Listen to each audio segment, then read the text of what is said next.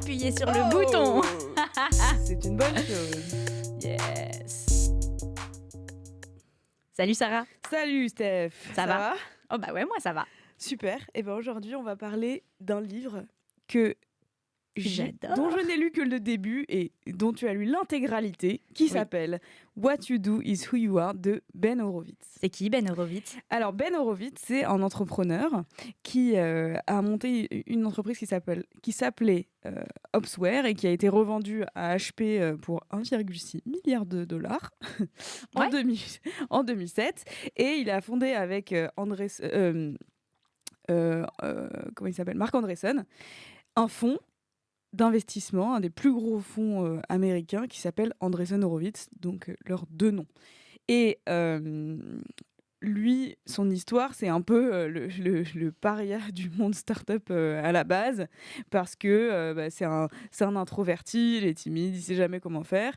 Et il a écrit donc ces deux livres qui sont What You Do Is Who You Are et The Hard Thing About Hard Things, qui décrit un peu sa vie d'entrepreneur. Donc là, ce bouquin, il parle de quoi, Steph?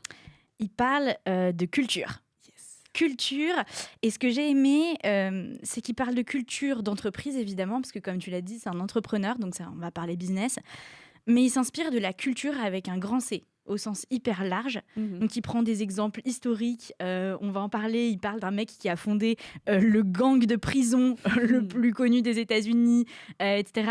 Et en fait, il va se dire comment on peut prendre les leçons de l'histoire et les appliquer à notre business. Et il définit très bien ce qu'est la culture. Je ne sais pas si tu veux que D'accord, oui, c'était ça que j'allais je te te le dise demander. maintenant. Ouais. I read your mind. Voilà. Qu'est-ce que c'est la culture, notamment corporate ? En fait, il fait une distinction hyper importante entre ce qu'on appelle aux US les perks. Donc, petite disclaimer, hein, le livre, étant donné que je l'ai lu en anglais, je vais utiliser beaucoup de mots d'anglais. Voilà. Donc on va les expliciter à chaque fois. Exactement, je fais de mon mieux. Mais voilà, donc des perks, donc c'est, tu sais, les cours de sport. Des avantages. Merci beaucoup. Des avantages. Bénéfices. Employés, comme les cours de sport offerts, les after-work, les super ordi, enfin voilà, tous ces trucs-là. Et ça, c'est pas de la culture, ok. On parle pas de ça. Et ce ne sont pas également les aspirations de la boîte. Ça veut dire, ça ne relève pas de les valeurs magnifiques qu'on voit écrites dans ton manifesto, etc. Il fait bien la distinction entre ça et la culture, et on va en parler. Excellent. Et du coup... Excellent. J'ai refilé mon tic. Aïe, aïe, aïe. D'accord. Donc, c'est quoi un peu les thèmes dont tu as envie de parler, là? Alors, moi, ce que tu as aimé dans ce livre? Ouais, trop de trucs. Ce que j'ai adoré, si je dois prendre les thèmes, c'est comment, en fait, la culture découle de tes actions et pas l'inverse. Déjà, c'est un premier truc qu'on peut aller explorer. Donc, c'est-à-dire... On sous-estime souvent l'impact et les conséquences de second ordre des petites actions du quotidien sur notre plus grande vision. Souvent, on a tendance de partir de la vision, surtout pour les entrepreneurs qui nous écoutent, on dit « moi, mon rêve, c'est de transformer la société et de faire ça. Et du coup, ça veut dire ça pour ma boîte, ça veut dire ça pour mon équipe et ça veut dire que je dois faire ça. » Tu vois, on part du grand en entonnoir et on va vers le petit. Et lui, ce qu'il dit, ce sur quoi il met une lumière, c'est que aussi, les petites actions du quotidien veulent dire énormément sur la boîte que tu vas construire. Donc ça, c'est un thème un peu transversal qui m'a beaucoup marqué. Ce qui m'a marqué aussi, c'était, et ça on va en reparler parce qu'en fait, j'ouvre une petite parenthèse pour expliquer peut-être la structure du livre. Ouais, vas-y. Il prend 4 exemples historiques. Donc le premier, c'est Toussaint Louverture. Il n'est pas très connu, mais c'est lui qui a été un des pionniers de l'abolition de l'esclavage. Le deuxième, donc, c'est le code d'éthique japonais des samouraïs. Donc, pareil, hein, on va en parler. Le troisième, c'est le fameux gars qui a fait des gangs dans les prisons. Et puis après, il y en a un dernier. C'est une espèce d'Attila qui a conquis l'Asie, etc. Voilà, donc c'est ceux qui m'ont marqué et on pourrait aller dans chacun, mais en tout cas, dans les thèmes transversaux, il y a aussi cette idée de la culture en action. Donc, c'est ce qu'on disait, c'est des petites choses, mais c'est aussi des actions. Donc, au-delà d'écrire dans la manifesto, le besoin d'expliciter sa culture et en fait, si tu ne fais pas ça, comment ça agit sur la performance de ta boîte et le leadership dans ta boîte, etc. Donc, ce que j'ai trouvé intéressant au global, c'est un livre de l'action. Et souvent, quand on parle culture, et particulièrement culture de marque, etc., on pense valeur et tout, alors que lui, il pense vertu. Donc, on verra la distinction. Et à quoi ça sert, du coup, dans ce cadre-là, la culture ? Alors, ça sert à construire une boîte performante, quoi. Mais je veux dire, en quoi ça impacte la performance, si on veut faire le lien direct ? Ouais. Alors, très bonne question. Je vais utiliser un exemple du premier chapitre, du coup. Il parle de ce gars, Toussaint Louverture, donc, qui était un noir et qui a aidé à l'abolition de l'esclavage à Haïti. Et en fait, quand il a créé la révolution et un peu pris le pouvoir, il a gardé beaucoup des codes des Blancs, du coup, et tous les Noirs qui étaient dans son camp ont été assez surpris de ça, et il a créé quelques règles assez choquantes, donc qui ont un peu choqué tout le monde, mais qui ont établi son leadership. Et après, quand on a analysé cet exemple historique, on essaie de regarder ce que ça peut faire pour la culture d'entreprise. Donc, c'est comme ça que le livre est structuré. C'est aussi pour ça que c'est très bien fait, d'ailleurs. Il y a cette idée, du coup, de créer des règles hyper choquantes pour ta boîte. Et donc, appliquer à une... Marquer les esprits, quoi. Et pas que. Tu vas voir, je vais te montrer un peu le chemin du truc. Une entreprise comme une autre, c'est une équipe de sport, surtout aux US, c'est hyper business et tout. Mais voilà, prenons cet exemple des New York Giants que Ben Horowitz explicite dans le bouquin. Et le coach, qui serait l'équivalent d'un manager, tu vois, si on parle dans le business, quoi, a suivi donc les règles de création de culture avec une règle hyper choquante pour son équipe. Quand il a récupéré les New York Giants, je suis pas une ouf en baseball, mais c'est quand même une bonne équipe aujourd'hui. C'était vraiment, ils étaient au fond du trou, ils performaient plus, etc. Et lui, il a basé tout son plan de reconstruction de la boîte sur une règle: n'arrivez pas en retard au training. Et j'en ai déjà parlé dans je sais plus quel épisode, mais tu peux te dire, mais gars, on va pas en fait changer l'équipe en se disant n'arrivons pas en retard au training, c'est pas ça qui va nous faire gagner. Mais en fait, cette règle, elle remplissait les 3 conditions d'une règle puissante. C'est que elle provoquait la question, mais pourquoi ? C'est-à-dire, elle est hyper provocante, ridicule limite, parce que j'ai oublié de dire. La règle est précise, c'est si tu arrives 1 minute en retard au training, tu payes 1 000 € d'amende. Ok, voilà. C'est une règle. C'est extrêmement dissuasif. Exactement. Enfin, remarque qu'ils gagnent beaucoup d'argent. Mais...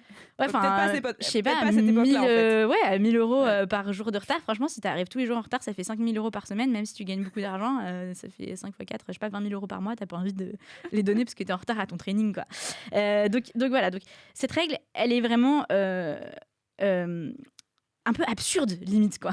Tu vois, elle provoque la question... discipline d'enfant, quoi. Pourquoi tu me fais faire ça, etc. Elle a un impact hyper, comme il dit dans le bouquin, straightforward, donc comme tu disais, concret et direct. Et et ça c'est aussi très important, les gens la rencontrent quotidiennement. C'est une règle à laquelle tu dois être confronté dans ton quotidien. Donc, elle est quasi absurde, on se demande pourquoi tu l'as faite. Elle est hyper claire et concrète et tu la rencontres quotidiennement. C'est les 3 un peu règles de sa règle. Et en fait, qu'est-ce que ça a fait ? Ça a fait que tous les joueurs ont commencé à arriver non seulement à l'heure, mais en avance au training, et que ça s'est répercuté sur leur discipline au sens global dans leur entraînement. Et ils interviewaient un gars 10 ans après, 15 ans après, qui était plus dans l'équipe. Et même lui, il a dit, cette règle, c'est le truc qui a changé ma vie. Ça a changé comment j'étais avec ma famille, enfin tout. Et il attribue un peu tout son succès à cette one rule. Donc par rapport à ta question, c'est ça que je trouve extrêmement puissant, c'est que...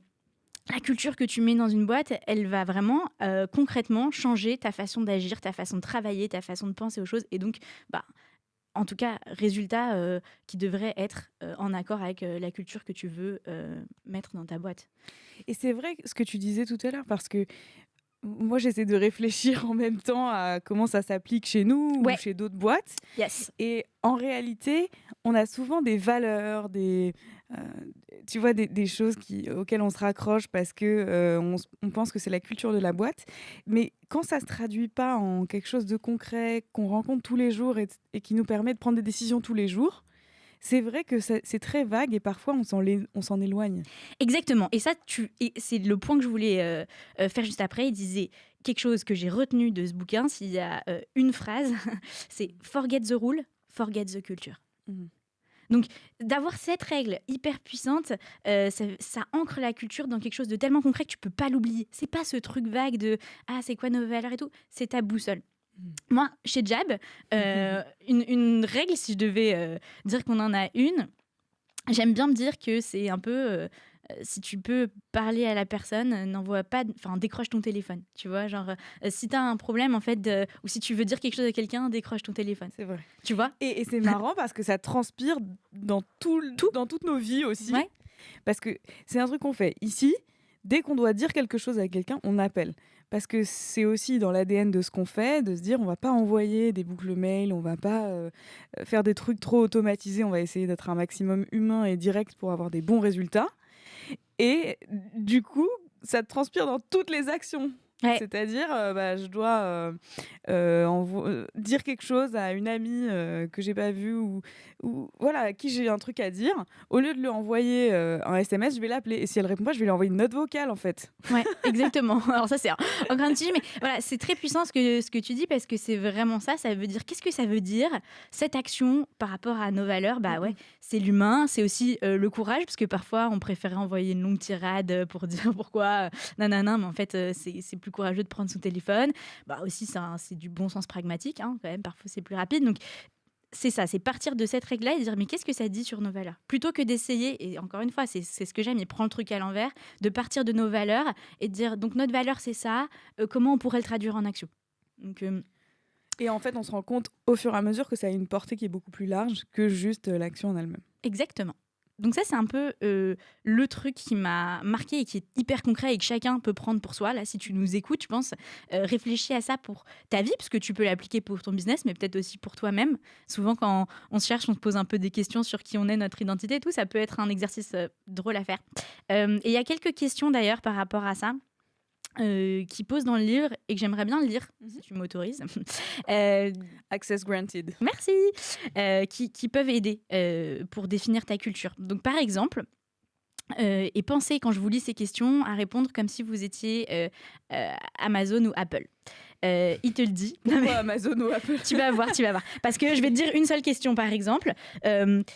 Je dois acheter un nouveau bureau pour un nouveau vraiment bureau, l'objet pour mon bureau sale. Qu'est-ce que j'achète? Si t'es Amazon, on va te dire achète rien, fais un tour dans les poubelles et prends une porte, tu sais, une porte aux gros objets. C'était ça Amazon. Si t'es Apple, c'est Stark, non? Je sais pas. Voilà. Et donc, tu vois comment les trucs hyper concrets, il te dit, et là il y a des questions. Est-ce que c'est important d'être à l'heure pour un meeting? Est-ce que je dois rentrer plutôt chez moi à 5h de l'après-midi ou à 8h du soir? Si je pars en business trip, est-ce que je dois rester dans un Novotel ou dans un Hilton? Tu vois? Et là, tu te rends compte de la puissance. Pose-toi ces questions si tu nous écoutes pour ta boîte et pour ton job. Et tu vas découvrir en fait des aspects culturels que tu n'aurais certainement pas découvert en te posant devant une feuille et en disant quelles sont mes valeurs. Donc voilà. Je sais plus si c'est dans ce livre, mais il y a un exemple avec une compagnie aérienne. C'est United ou c'est American Airlines? Vas-y, explicite, je te dirais. Alors, c'est un exemple donc d'une équipe qui se dit « Ah, ce serait bien que dans nos vols commerciaux, on ait des salades César. » Ok. Parce que les salades César aux États-Unis, c'est un peu la salade de base que tout le monde mange, une salade avec du poulet et de la sauce parmesan, quoi. Voilà. Et la décision, elle semble assez bête. Enfin, je veux dire, elle semble assez simple à prendre. Oui, non, salade César. Est-ce que vraiment c'est contre la culture ou pour la culture? On se dit que c'est assez anodin. Et en fait, il y a une règle qui est très claire chez eux, c'est on est la compagnie low cost par essence. C'est pas Southwest comme Southwest, c'est possible. Et du coup, ce truc de se dire, nous, ce qu'on est, c'est la compagnie low cost par essence. Ça veut dire qu'on doit faire ce qui est low cost. Ouais. Et dans les faits, une salade César, c'était plus cher que le reste. Et en fait, la décision, elle a été prise comme ça, en se disant, est-ce que ça rentre dans ce cadre-là? Oui, non. Et non. Ouais. Et Oui, on n'a c'est pas ça. besoin d'aller au management très haut parce qu'on sait que la vision de l'entreprise, le, le message le plus clair, c'est on est low cost. Et ça, c'est un point important que tu soulèves, que je n'ai pas encore dit, mais qui m'a aussi beaucoup marqué, c'est sa définition de la culture. J'ai dit tout à l'heure ce que c'était pas. Donc, c'est pas les avantages salariés, c'est pas les valeurs et tout. Qu'est-ce que c'est du coup? Et il le définit comme, c'est un peu ce que font les souris quand le chat n'est pas là. C'est-à-dire, c'est ce que font les employés quand le boss n'est pas là. Et autre livre qui touche beaucoup à la culture, qu'on ne reviewera pas dans cet épisode, mais c'est le livre de Netflix, No Rules Rules. Ils ont été extrêmement intentionnels sur leur culture, parce que dans ce que tu dis, c'est exactement ça. Ils voulaient vraiment donner le pouvoir à chaque employé d'être en position de prendre des décisions, de prendre la bonne décision. Et c'est extrêmement empowering, comme on dit chez les anglo-saxons. C'est-à-dire que c'est une notion de responsabilité, c'est responsabilisant en fait. Et c'est comme ça que tu tires le meilleur des gens. Donc bien sûr, si on pense business, monter sa boîte, avoir une culture forte, c'est bien parce que ça te distingue de la compétition, ça te donne un avantage compétitif, mais c'est aussi excellent parce que ça donne de la responsabilité aux gens et ça leur fait donner le meilleur d'eux-mêmes. Et c'est aussi un outil qui est puissant après pour donner du feedback. Enfin voilà, il y a vraiment beaucoup de couches à voir là-dedans. Et du coup, il y avait un deuxième truc qui fait une bonne transition dont je voulais parler, qui m'a marqué dans ce bouquin, c'est ce qu'on dit depuis tout à l'heure, c'est pas un set de valeurs. Et donc, comment tu fais pour que ta culture ne soit pas juste un set de valeurs ou un joli manifesto, tu vois? Tu as tes règles, donc on a fait nos règles, et voilà, tu les écris, mais il y a du contexte dans les situations. La vie, c'est un peu complexe. Comment je sais quelle décision je vais prendre? Et donc, il faut expliciter ces règles. Et là, ce que j'ai vraiment aimé comme exemple qu'il a donné, c'est l'exemple d'Uber. Donc, tu as suivi, il y a eu un peu des... Bon, Uber a eu des houles un peu scandaleuses au fil de son histoire et tout, parce que je pense qu'il y avait des choses qui n'étaient pas assez explicites dans leur code de comportement. Ils avaient cette règle qui était, je cite, We do the right thing, period. Et donc, je sais pas toi, Sarah, On fait mais ce qui est bien, point. voilà, si je te dis ça, Moi, qu'est-ce que ça provoque chez toi? En fait, je sais pas. Ouais. Ou alors, je sais très bien, mais c'est valable que pour moi, quoi. Exactement. Qu'est-ce que ça veut dire pour ton voisin, tu vois? On ne sait pas. Et Et donc, même donc, chose, c'est sûr. et donc là, c'est dans un autre chapitre, il parle du code d'éthique des Japonais, donc des samouraïs japonais. Et en fait, eux, ils ont carrément une bible, ça s'appelle le Bushido. C'est le Bushido. code de l'honneur, où en fait, ils vont te donner la règle. Et ensuite, il donne quelques exemples de mise en contexte. Donc, il y avait un exemple que j'aimais bien. Ils utilisent vraiment le storytelling. Comme on dit, ils utilisent le levier du pouvoir des histoires pour que tu te projettes dans le truc et que tu puisses l'appliquer à ta vie. Donc, par exemple, ils disent à un moment... il y a quelqu'un un de tes amis qui vient te voir et tu vois, Sarah, je te dis demain... Sarah, j'ai un trésor. J'ai 2 milliards d'euros cachés dans mon jardin, en fait. Cachés dans mon compte crypto que j'arrive pas à débloquer. Voilà, et je te donne ma clé crypto de mon Bitcoin. Et donc, voilà. Et donc, et pas de chance pour moi, je meurs. Donc, qu'est-ce qui se passe? Qu'est-ce que tu fais? Ouais, voilà. Et dans cet exemple-là, si je te dis, qui est mon mari, et ben c'est we do the right thing. Franchement, toi, tu auras la réponse différente de ton voisin et tout. Donc, eux, ils ont bien explicité. Ils ont dit, alors, justement, si Alex, le mari de Steph, est en grande difficulté financière, qu'il n'arrive pas à payer ses fins de mois et tout, tu dois lui donner l'argent. Et sachant que j'en ai parlé à personne d'autre que toi, Alex n'est pas au courant. Si Alex a déjà son trust fund, franchement, il est milliardaire, il a déjà 8 apparts et tout, tu as le droit de garder l'argent. Et que toi, t'es un peu en galère, tu vois. Etc. La Bible, quoi. Ouais, et il donne quelques exemples comme ça, très explicités. Mais comment tu peux anticiper toutes ces choses-là? Parce que les situations, tu les as pas encore vécues souvent. Alors, ça c'est un bon point que tu fais. Le but, juste pour dire, c'est pas que dans ton manuel de culture de boîte, tu transformes les gens en robots, genre if, tu sais, genre tu fais du code if this, then that. C'est pas le but, mais c'est juste plutôt d'utiliser le levier du storytelling, peut-être utiliser des trucs qui se sont déjà passés. Parce que moi, je vois aussi la culture de boîte un peu comme le droit. L'essence du droit, c'est de rebondir il est toujours rétroactif. Tu rebondis à des situations parce que tu peux pas prévoir le droit. Mais derrière, tu vas dire, qu'est-ce que j'ai appris de cette situation? Ok, c'est peut-être un truc à expliciter dans ma règle de ma culture. Donc imagine, il se passe un truc, un événement, à quoi on pourrait penser dans une boîte, je sais pas, quelqu'un fait une gaffe, un manager ou j'en sais rien, quelqu'un fait une bourde. Qu'est-ce que ça apprend et du coup, qu'est-ce que ça veut dire peut-être pour notre culture, pour notre règle? Ou quand quelqu'un part, comment on doit comment on apprend de ce ouais, comment on truc apprend ce et truc. quelles règles on peut mettre. Tu vois, on se dit, quels ont été peut-être les signaux qu'on a ratés, qu'est-ce qu'on peut faire pour plus que ça se repasse, tu vois, pour que plus que ça se passe à nouveau. Donc voilà, il y a vraiment cette idée de se dire que et donc il parle des valeurs, ce qui est écrit sur le papier, quand elles sont mises en action, ça s'appelle des vertus. Et donc on en avait parlé avec Geoffrey, qui est un de nos clients, qui a une agence de branding et qui lui disait que le branding, faut pas que ça soit des valeurs, faut que ça soit des vertus. Et c'est inspiré de cette philosophie de Ben Horowitz aussi, de l'action. L'action, en fait, va venir dire qui tu es. Alors que souvent, et c'est valable aussi, on le pense dans l'inverse, on part de son identité et on essaye de faire des actions qui sont en accord avec ton identité. Alors que parfois, si tu penses plus aux actions que tu fais, tu vas voir ton identité se dessiner. Moi, ce qui me questionne dans ce que tu dis, c'est que... Moi, je vois ta tête avec les sourcils tout froncés, j'adore. Vas-y.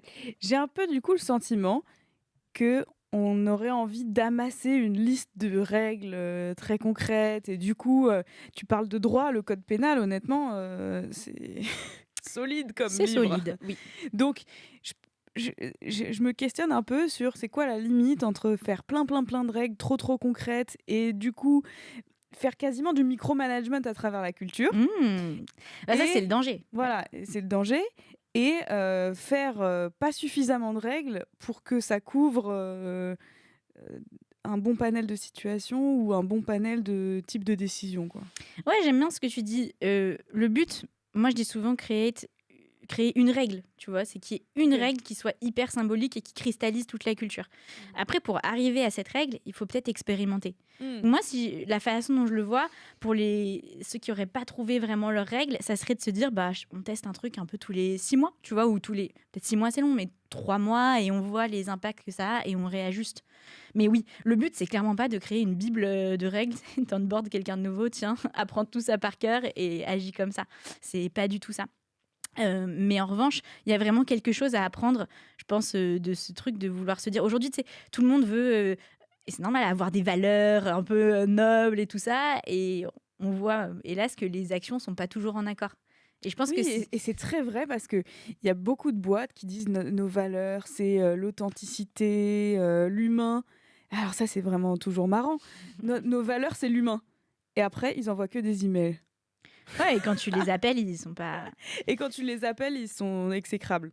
Donc, je pense qu'il y a un peu ce biais entre vouloir se mettre des valeurs, se coller des valeurs et les utiliser un peu quand ça nous arrange, et avoir des valeurs qui sont dans l'action. Ouais. C'est pour éviter ça aussi, je pense. Ouais, exactement. Pour éviter ce truc trop théorique de... Nous, nos valeurs, c'est l'humain, et en fait, on est des robots. Et que ça soit, exactement, et que ça soit pas trop théorique, et que ça soit vraiment un outil de responsabilisation, en fait. Tu vois, c'est vraiment le truc sur lequel on peut te demander des comptes. Et ça, c'est puissant, je trouve. Donc, Et ce qui est puissant, c'est que ça se transmet de tout en haut à tout en bas. Ouais. C'est-à-dire que même la réceptionniste d'une boîte de 10 000 personnes, si elle a la culture en tête et les bonnes règles en tête, en fait, elle fera transpirer ce qu'on veut transmettre de la boîte, quoi. Exactement. Il y a un autre thème que j'ai trouvé assez intéressant, pareil, qu'on aborde dans ce livre d'une manière un peu non conventionnelle. Et c'est ça que j'aime bien d'ailleurs dans ce book, je ne l'ai pas dit, mais c'est que... Enfin, je l'ai laissé paraître, mais c'est qu'il prend un peu tout à l'envers, tu vois. Donc il dit, voilà, normalement, on fait tous comme ça et essayons de tous le faire à l'envers. Et il parle d'inclusion. Et ce qui est hyper intéressant, c'est que tout le monde aujourd'hui parle d'inclusion. C'est quand même on est dans une époque extrêmement fragmentée et tout le monde veut être le plus inclusif possible, etc. Et excellent. Mais parfois, c'est pas très bien fait. Force est de constater.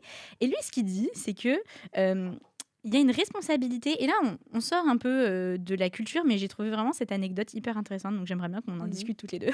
Petit débat. Mais pareil, il parle de la responsabilité de la boîte de faire une culture inclusive et de l'individu de s'inclure lui-même. Alors, qu'est-ce que ça veut dire ? En fait, il parle du CEO de McDonald's. Le premier CEO noir, je crois des US. Mais si c'est pas le cas, en tout cas de McDo. Donc un truc assez vénère. Et quand tu lis son témoignage dans le bouquin, tu te rends compte que c'est lui qui qui a adapté la culture à lui. Et pas l'inverse. Et quand je dis ça, qu'est-ce que ça veut dire ? C'est-à-dire que forcément, c'était il y a un petit bout de temps déjà. Donc quand tu es noir aux États-Unis dans les années, je sais pas, 80, 90, même à l'université, il recevait des insultes, il n'était pas intégré et tout. Et en fait, il dit que la façon dont il a changé cette culture, d'abord, il l'a changée pour lui-même dans sa tête, au lieu de voir les autres comme ses ennemis et de se battre en disant vous êtes tous des cons, je vais vous montrer que c'est moi le meilleur et tout. Il a dit qu'il rentrait dans chaque salle, et depuis l'université jusqu'au board meeting de McDo, tu vois, en se disant c'est normal que ces gars soient méfiants, ils savent pas encore à quel point je suis fucking awesome. Franchement, c'est pas génial. Et donc aujourd'hui, je trouve que ça, c'est intéressant de faire porter la responsabilité de la culture, et c'est ce que tu disais, pas que sur les big boss qui disent il faut faire ça et donc tout le monde le fait, mais sur chaque individu dans la boîte. Donc voilà, si tu nous écoutes et que t'es pas founder et que tu dis moi je peux rien faire sur la culture, je vais peut-être dire à mon boss d'aller créer une règle et tout. En fait, c'est pas le sujet. T'as vraiment un pouvoir d'influencer la culture. Ça commence par toi. Et lui, en fait, avec cette responsabilisation-là, il a changé toute la culture des gens autour de lui. Et d'ailleurs, entre parenthèses, pour connaître quelques échos de McDo et tout, il paraît que c'est une boîte où la culture est vraiment agréable. C'est une bonne boîte comme où bosser. Quoi. Ouais. Venez comme vous êtes. Venez comme vous êtes. C'est le slogan de McDo, en fait. Donc voilà, donc je trouve que cette partie-là, elle est aussi hyper intéressante, en fait, de se dire, c'est entre les mains de chacun de shaper, comme on dit, de façonner voilà, la culture. Et c'est comment dire ? À la fois, je trouve que c'est très fort, et à la fois, c'est assez, comment dire, pas pressurisant, mais c'est une lourde responsabilité de se dire que la culture repose aussi sur tes épaules. Ouais, c'est vrai. Je trouve que c'est... À la fois, c'est génial, parce que ça veut dire que tu as un impact potentiel, que tu peux faire la différence, que vraiment, tu peux façonner ce qui se passe autour de toi. Et à la fois, ça demande une très lourde responsabilité, que les actions que tu fais, justement, vont être déterminantes par rapport à ce qui se passe dans l'entreprise. Ouais, et particulièrement, je pense que toi tu dis ça particulièrement parce qu'aussi nous on est une petite équipe, on n'est pas une multinationale de 100 000, donc il y a un rapport de proportionnalité. C'est sûr que quand tu es une équipe d'une dizaine de personnes, tes actions ont beaucoup plus d'impact que quand tu es dans une multinationale de 100 000 personnes. Mais oui, c'est sûr qu'il y a un côté très... En fait, il y a un côté très responsabilisant et d'essayer d'être un peu intentionnel dans ses actions. Et après, je pense qu'il ne faut pas non plus passer chaque action au microscope, tu vois, choisir un peu ses moments. Mais c'est la même chose que tu disais tout à l'heure, c'est des règles. Ouais. Certaines, pas tout, pas pour tout couvrir, toutes les actions, toutes les décisions, mais choisir ses règles. Et par exemple, lui, il a choisi que dès qu'il rentre dans une salle, il se dit je suis génial et il n'a pas encore vu. Quoi. C'est sa règle pour soi. Et franchement, je trouve que c'est vraiment cool. Et j'y réfléchissais d'ailleurs, et là je reprends je te pose la question moi-même, mais j'y réfléchissais. Donc bien sûr, on peut y penser dans le cadre d'une boîte, pour nous-mêmes en interne, mais j'y pensais pour nos clients aussi. Je disais, tu sais, comment on pourrait adapter ce livre de la culture Jab, mais pour les gens qu'on accompagne. Parce que je pense que elle est tellement ancrée en nous qu'on la véhicule, mais est-ce qu'on réfléchirait à, tu vois... une règle ou comment on transmet cette culture en fait aussi à nos clients. Moi, je crois que c'est beaucoup ce que tu disais tout à l'heure sur décroche ton téléphone. Ouais. C'est la règle. Et en fait, elle est applicable à tout le monde. Mais c'est d'autant plus la règle qu'il y a beaucoup de gens qui le font pas. Et qui le font jamais, et pour qui ça change vraiment la donne de le faire.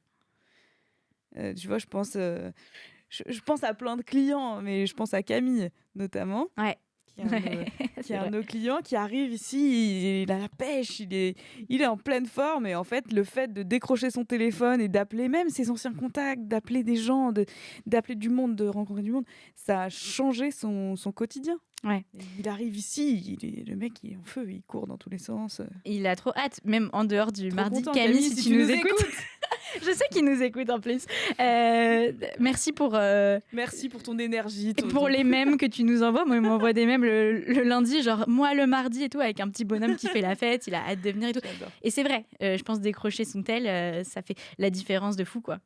Pour tout. Mais même parfois, moi, comme tu dis, on voit les clients, je suis là, je vois, ils ont un problème, ils me racontent un truc de leur vie hors jab. Ouais. Et tu sais, tu leur dis, mais appelle, non? Appelle. Ils font, ah ouais. C'est comme l'histoire de Max de l'autre jour avec. C'était quoi Doctolib? Non, je sais plus quelle entreprise. Il avait un problème avec une plateforme en ligne. Ouais. Et en fait, Arthur Ah a oui. pris son téléphone, il a appelé le CEO de la boîte en disant un de mes employés a un énorme problème avec vous, est-ce que vous pouvez l'aider? En fait, je pense que c'est ça la règle, c'est appelle ... le CEO. C'est ça la vraie règle. Appelle la personne in charge. Ouais, c'est ça. Appelle la personne responsable, quoi. Voilà. Donc, c'est vrai que ça, c'est une bonne mini conclusion, mais le point de départ, quand même, et le point d'arrivée, pour faire la boucle et boucler, c'est quand même la responsabilité. La mise en responsabilité, de dire que, ben voilà, what you do is who you are. Les valeurs, c'est des actions, et les actions, ça veut dire responsabilité. Donc c'est cette idée qui nous est chère, je pense, dans la culture jab au global, de la responsabilisation, de l'action, de l'appel. Mais voilà, ça c'est en fait pour ça que je pense que ce book est un livre hyper jab et hyper coachant à lui tout seul. Il te coach ce bouquin quand tu le lis. Alors moi, je reparcourais les trucs, j'étais genre, ah oui, faire ça, OMJ, attention. En plus, je trouve que c'est d'autant plus pertinent dans cette période où on a très vite tendance à se trouver des excuses. Parce qu'il y a tellement de choses qui se passent autour de nous qui ne dépendent pas de nous. Ouais. Et c'est tellement chiant d'avoir le Covid, le couvre-feu, le confinement, tous ces trucs-là, que c'est très très facile en fait de rentrer dans « ouais, de toute façon, c'est une mauvaise période ». Ouais, c'est clair. Et ça, je pense que ça entame à la fois notre énergie et les entreprises, la culture, le moral de tout le monde. Alors que si on part de ce principe de responsabilité et d'être vraiment en charge de ce qu'on va transmettre, des décisions qu'on va prendre, de la culture et des actions qu'on va faire, ben on peut vraiment changer la donne. Et moi, je le vois même pour nous. Le fait, quand la période Covid a démarré, Ouais. c'était peut-être un peu extrême, mais on s'est dit ça n'existe pas, il n'y a pas de Covid. C'est ça, oui. Sans être non plus relativiste et penser que ça n'existe pas. On savait très bien que ça existait, mais on s'est dit ça ne doit rien changer. En fait, c'est ça. C'est un bon point aussi et un bon exercice entre tu dois te mettre dans les conditions qui vont te faire performer. Et donc, c'est la même chose avec les règles et ce que tu disais tout à l'heure. En fait, on s'en fiche. C'est pas le sujet de dire de nier une réalité, en fait, en créant plein de règles ou en disant le Covid n'existait pas. C'est pas du tout le sujet. Tu sais que la réalité, elle est là. Mais toi, qu'est-ce que tu peux faire et comment tu peux faire en sorte que tu vas rester dans ta meilleure zone de performance? Et c'est ça, en fait. C'est des boosters, pour moi. Et ça rejoint un peu ce qu'on disait sur les croyances, d'ailleurs. La culture, c'est aussi un vecteur de croyances collectives, tu vois. Et donc, c'est ces croyances qui vont vraiment t'aider. Donc voilà. Génial. C'est ce que je voulais dire sur le livre. Un petit mot de la fin ou tu veux lire un petit extrait peut-être? Qu'est-ce que j'aimerais lire comme extrait? C'est une bonne remarque. Alors, voyons voir. Donc, comme je disais... T'avais mis un petit post-it sur Dress for Success, là. Ah oui, exact. Alors, parce qu'on a fait un épisode qui s'appelle Dress for Success, pour toi qui nous écoutes, et qui parle de comment t'habiller et tes fringues, en fait, peuvent changer la manière dont tu te comportes et peuvent t'aider à mobiliser plus de courage, à passer à travers une journée difficile comme hier, ou plein de choses comme ça. Et d'ailleurs, on en a parlé hier, mais c'était inside out, outside in. Donc comment quel beau slogan, Sarah. L'intérieur conditionne l'extérieur, mais aussi l'extérieur conditionne l'intérieur. C'est bon, je l'ai. Je vais peut-être faire la petite démo à l'écran. Voilà, Dress for Success. J'ai mis yes avec un cœur. Donc, pour vous resituer un petit peu le concept, on est donc dans Toussaint l'ouverture, le premier chapitre. Et c'est ce gars qui, je vous disais, a aboli l'esclavage. Toussaint l'ouverture, il était noir, comme on l'a bien compris maintenant, vu qu'il était du côté des esclaves au départ.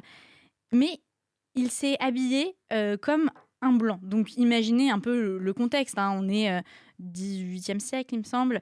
Donc voilà, vous êtes un esclave dans les champs, vous vous habillez pas pareil 19e, que... je pense. 19e. Bon. Ouais, bon, peu importe. Pardonnez-moi pour ce 1797. Ah, 1797, on est entre les deux. Ouf. Mais voilà. Mais en tout cas, vous voyez le truc, t'es un esclave dans les champs, tu t'habilles pas pareil qu'un noble dans son palais, ok. Et Toussaint Louverture, boum, abolition de l'esclavage, et là, il commence à s'habiller comme les blancs. Et donc forcément, c'est hyper inattendu, tu vois. Culturellement, c'est choquant, c'est ce qu'on disait tout à l'heure. Donc là, tout le monde dit mais what et tout. Et lui, voilà ce qui a été écrit donc, sur Toussaint Louverture un petit peu après. Donc c'est en anglais, je vais traduire après.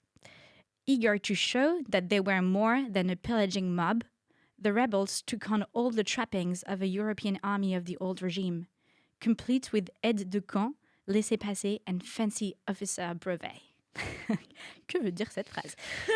Ça veut tout simplement, ouais, vraiment, ça veut tout simplement dire, en fait, ils voulaient montrer qu'ils étaient plus qu'une bande de mafiosos, de rebelles mafiosos avec leurs outils de campagnards. Et qu'ils avaient la même stature que les officiers européens. Donc, qu'est-ce qu'ils ont fait, en fait? Ils ont pris les habits des officiers qu'ils ont un peu massacrés et ils ont commencé à s'habiller comme eux. Donc, ça, c'est hyper intéressant, ce passage. C'est vraiment, pour refaire le lien avec Dress for Success, habille-toi comme qui tu as envie de devenir. Donc, si tu veux prendre le pouvoir, habille-toi comme les gens qui ont déjà le pouvoir. Avec ton twist et tes boucles d'oreilles carambar. Voilà, donc... si vous avez envie de lire ce livre, je vous le recommande parce qu'il y a vraiment une mine de trésors qu'on n'a pas effleuré du doigt dans cet épisode. Et chacun peut le lire avec son prisme et en tirer beaucoup. Si ce que vous avez écouté là, c'est déjà assez, tant mieux, parce que j'espère que ça t'aura apporté des pistes concrètes pour commencer à te culturer, toi et ta boîte. Et merci Sarah pour Merci beaucoup Steph et on cet te épisode. dit à bientôt. Salut! Bye.